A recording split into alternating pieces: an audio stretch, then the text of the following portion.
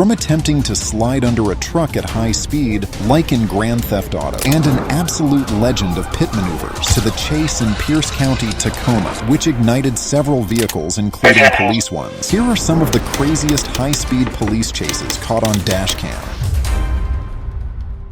On June 12, 2023, an armed robbery occurred in Orange Gate Park in the Summit area of Tacoma. The victim, a woman who experienced the robbery, immediately called 911. When deputies arrived at the scene, they spoke with the woman, who revealed that an armed man had approached her from the woods, pointed a weapon at her, and demanded her keys and bag. The suspect then got into her car and fled. The police located the suspect at the Commons at Federal Way, where he was parked with a passenger. What the suspect didn't know was that the victim had an Apple AirTag in the vehicle, which allowed the deputies to track him directly to his location. They believed the car was empty, it hadn't been moving, but as they approached, the suspect had just walked in and sat down and started the car.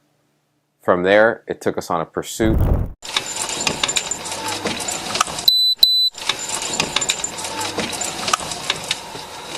Making contact with car 1239.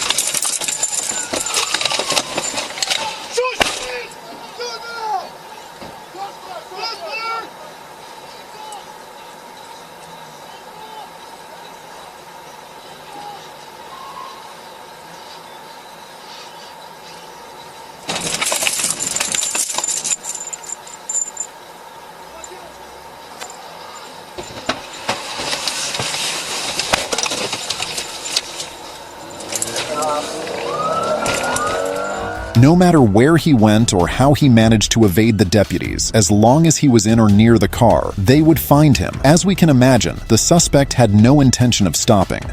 We're going westbound 320 south.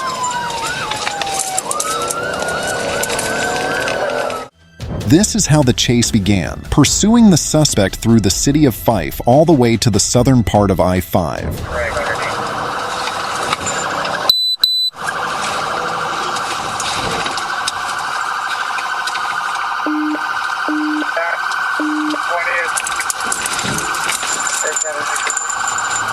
County, he hit the side mirror of the car at the intersection of 1st Ave South and 320th.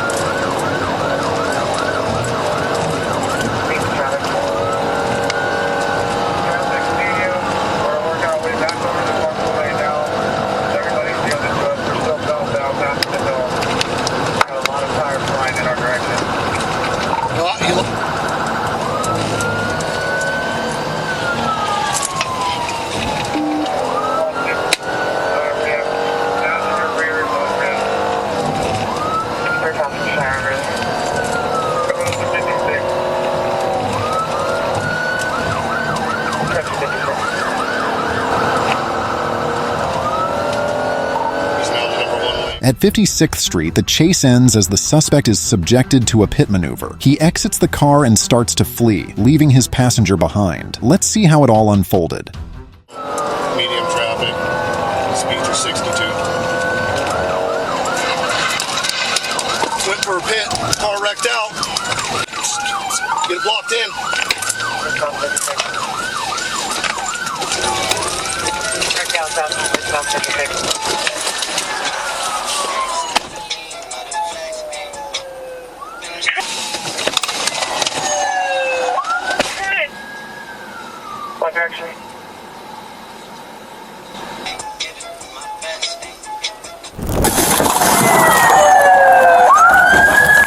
From there, the suspect took off on foot, leaving his passenger behind. You're gonna get shot! Get on the ground! Here it appears as though the officer performed the pit maneuver on himself. When the deputies apprehended the suspect, they turned around and saw that the vehicles were on fire. The deputies quickly reacted, but realized that the woman in the passenger seat had not exited the vehicle. Once they were there, the officers realized that there was somebody still in the car, put on their gloves, and went to work. Take a look. Oh my God! Oh my God! Is it just you in there? Just you. She's the only one we saw. Get away! After the woman was safe, the deputies attempted to extinguish the fire on the vehicle. The fire quickly spread, so the deputies jumped into other cars that were surrounded by flames to move them to safety. In the end, both the victim's vehicle and the patrol car were completely destroyed. The underside of another patrol car was burned, and it had to be towed from the scene. When the fire was extinguished, a firearm was found next to the driver's side of the stolen vehicle. The suspect has already been charged with first-degree robbery, attempting to flee from a police vehicle, unlawful possession of a second-degree firearm, and second-degree identity theft. On June 5, 2024, an officer conducted a traffic stop on a black Dodge Charger in the Circle K parking lot at the corner of South University Ave and Colonel Glenn Road. It seemed like the driver intended to stop safely at the gas station. However, as we can assume, that didn't happen. If it had, we wouldn't be covering this case. Circle K, South University, Roosevelt, Lee, Arkansas, 029 Zebra Mary Boy, 029 ZMD, Black Dog Charger.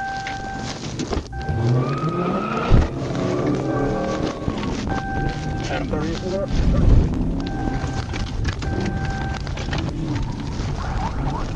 The driver soon lost control of the vehicle after attempting to flee. An Arkansas State Police trooper seized the opportunity to end the pursuit by pinning the vehicle against the curb using his front bumper. The fugitive accelerated and pushed through as the trooper was exiting his unit, continuing south on South University Avenue. He was traveling at speeds exceeding 130 miles per hour, passing on the shoulder and showing no regard for other citizens on the road.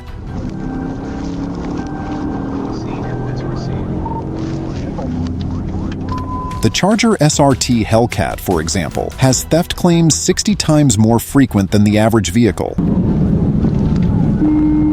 The trooper saw another opportunity to end the pursuit and disable the front passenger tire. He used the passenger side front bumper of his unit and collided with the passenger side front tire. The collision pushed back the trooper's front bumper, damaging the front fascia and the passenger side fender, but even that didn't stop the suspect. As the suspect entered the interstate, he made an unsafe lane change and collided with a semi-truck and trailer, dragging the vehicle about 200 feet before coming out from under the trailer. Eastbound, we're continuing to approach Garrett Springs. Eastbound Garrett Springs. The trooper performed a successful TVI maneuver, ending the vehicle pursuit. During the TVI, the suspect exited the passenger's side front door and fell to the ground. To avoid running over the suspect, the trooper steered his unit to the left, causing the driver's side of his unit to collide with the suspect's vehicle, causing slight damage. Yeah, subject failed. Good morning.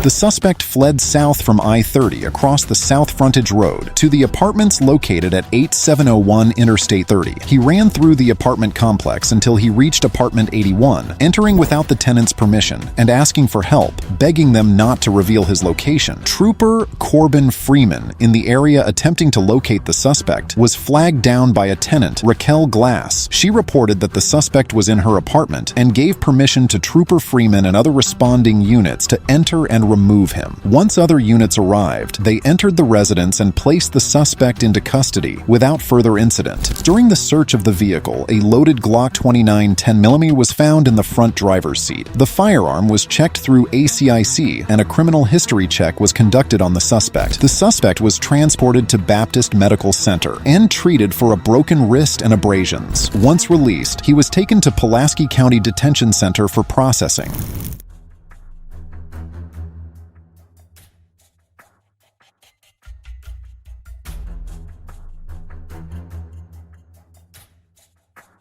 The driver of the white Nissan Altima saw the police cruiser, panicked and floored the gas pedal. It seems like they have a history together.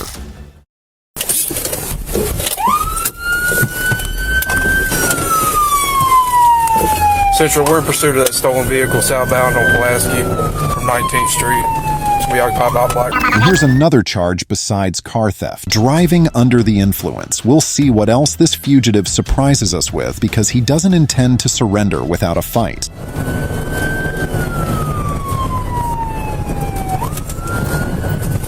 Southbound.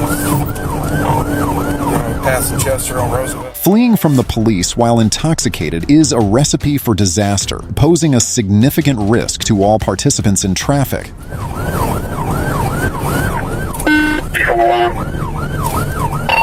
Roosevelt passing Arch. Speeds are 70. Moderate traffic. It's going to be occupied one time. Black male, bald head, white beard. King 47 call, we have 6 on the say please is direct on it there, over the area. Street at Roosevelt. 140 eastbound, speeds 115. White traffic, clear using. One of the outside lane might be taking a exit here.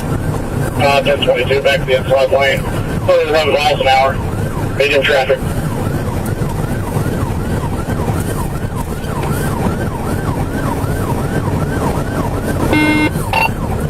Taking push down pike. Looks like we're going to be going east on First Dam back towards the city.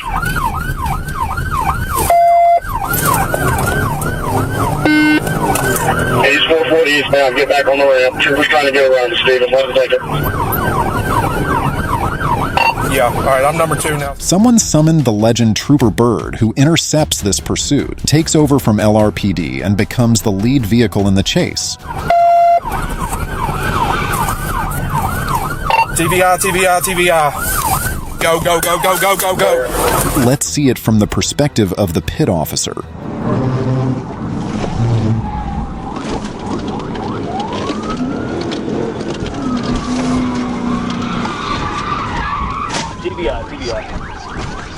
Shortly after catching up to the suspect in just 12 seconds, he performed the pit maneuver. Let's also hear what his colleagues think about him. He called me and he was like, hey, we're looking for this car. And another unit stopped at me at Broadway and told me about it. And so I was trying to listen to him. And then they sent me to a crash right as y'all requested us. And we had people making traffic stops while y'all were trying to request us. And I was like, it was a mess. I was like, get off the radio. We're trying to get this car. I'm like trying to get my hand held out. That's my buddy Bird. I told you about State Trust Tatum. He's in his FTO period.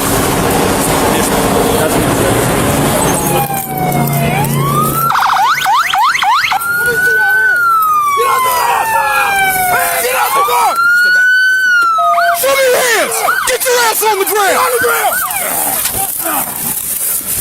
I got him. Taking him in the cuff. Car's clear. Cuff him. Get on your face. Get your hand out from underneath you. What was you thinking? What you mean? What was you thinking? Well, you looked me right in my eyes. I looked you in the eye and then took off. Did you not? No, I did not. No, I didn't. Yeah, you did. You saw us. Yeah, I saw y'all. Yeah, why you take off? Can I tell you when they ain't listening? Yeah, come on, you can tell me right now. No. Sit down. Stand up. Sit down. You really want to beat me up, don't you, man? No, not at all. What you sound like an adult? Sit down. Sit down. Yes, sir. Keep your feet in, man. Here we could establish that even the police officer himself didn't know why he was chasing him. He said to him, "You looked me in the eyes and ran away." That's very suspicious, don't you agree? Share your thoughts in the comments. The driver was arrested on the spot, and LRPD took over and charged the suspect with the following offenses: theft of property valued between $5,000 and $25,000, fleeing from a vehicle or trailer endangering lives, open container containing alcohol in the vehicle, not to mention the ones he was tossing out during the pursuit. This security instructor might not have an active arrest warrant like Scott, but if you want to know why the police were chasing a security instructor in front of his client, be sure to click on the video on the screen, and don't forget to hit that bell.